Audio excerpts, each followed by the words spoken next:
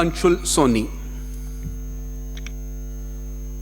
सेना नहीं शासक नहीं यहाँ राज करती है प्रजा, सेना नहीं शासक नहीं यहाँ राज करती है प्रजा, सदृश्य या दृश्य हो है ताज हर मस्तक सजा, कर्तव्य और अधिकार की यहाँ श्वास देती है पवन, जो कर रहा है साकार यह उस संविधान को नमन, मैं कर रहा हूँ गर्व से उस संविधान को नमन।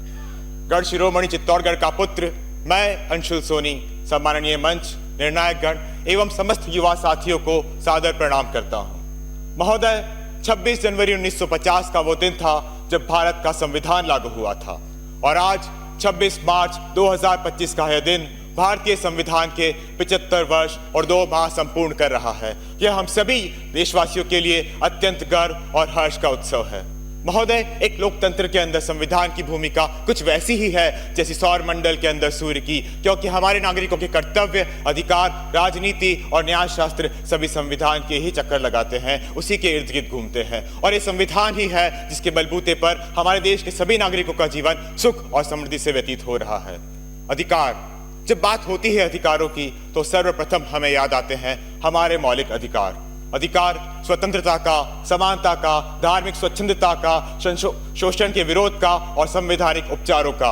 किंतु हमारे कर्तव्य, महोदय, जब बात होती है कर्तव्य की तो अक्सर हम भूल जाते हैं कर्तव्य प्रकृति, संस्कृति, धरा, धरोहर, संवैधानिक आचार व राष्ट्रहित विचार को संजोने का व उनका प्रचार प्रसार करने का।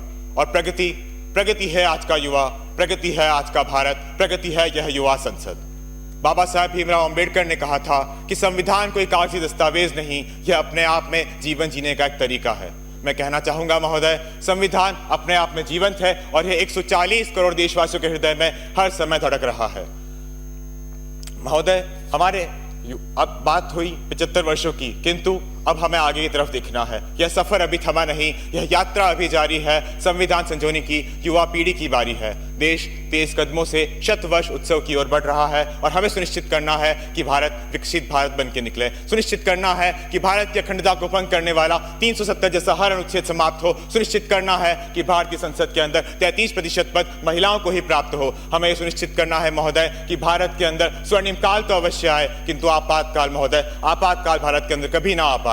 हमें शिक्षा के अधिकार का लाभ तो उठाना ही है, किंतु शिक्षा से मिलने वाले उस गुण के भारत के कल्याण के कर्तव्य में उसे अवश्य लगाना है।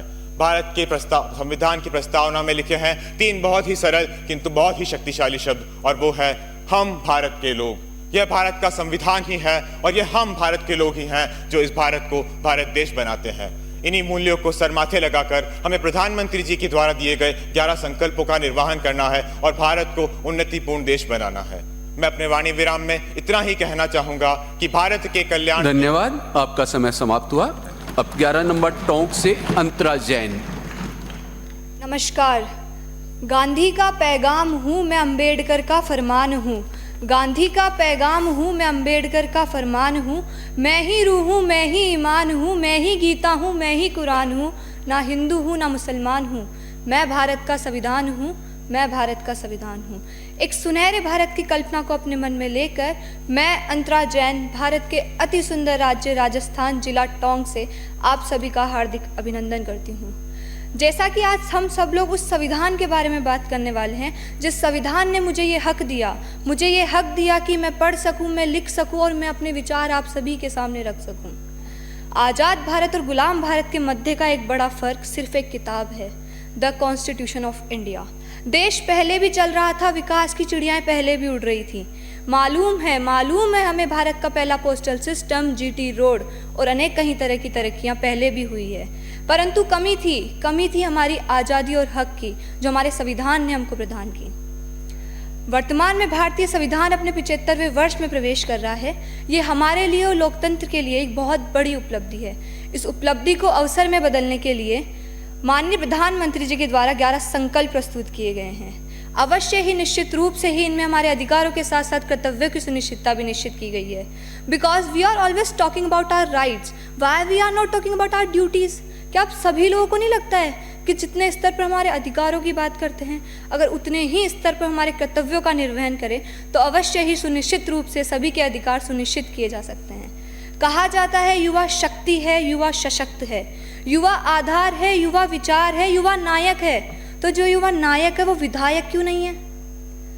संविधान को मजबूत बनाने के लिए आवश्यकता है युवा नेता की, युवा नेतृत्व की, युवा विचारों की, और इन सब में आवश्यकता है युवाओं को संविधान और लोकतंत्र के प्रति जागरूक बनाने की।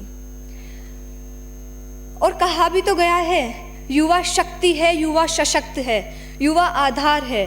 और इसी के साथ कहा भी तो गया है, युवा ठाने तो विश्व पटल पर अपना ध्वज लहरा जाए, युवा ठाने तो योग ज्ञान विज्ञान ध्यान सब में आगे बढ़ जाए, युवा ठाने तो सारी दुनिया भारत सम्मुख झुक जाए, युवा ठाने तो अपना भारत विकसित राष्ट्र बन जाए। अंत में मैं यही कहना चाहूँगी कि भारत को एक विकसित राष्ट्र बनाने के लिए हमारे संविधान के द्वारा प्रदान किए गए अवसरों का इस प्रकार से उपयोग करें कि हम एक ऐसे राष्ट्र का निर्माण करें जो कि संपूर्ण विश्व को, संपूर्ण मानवता को सर्वे भवन्तु सुखिनः सर्वे सन्तु निरामया की ओर अग्रसर कर सके। जय हिंद, जय भारत, धन्यवाद। धन्यवाद। अब 12 नंबर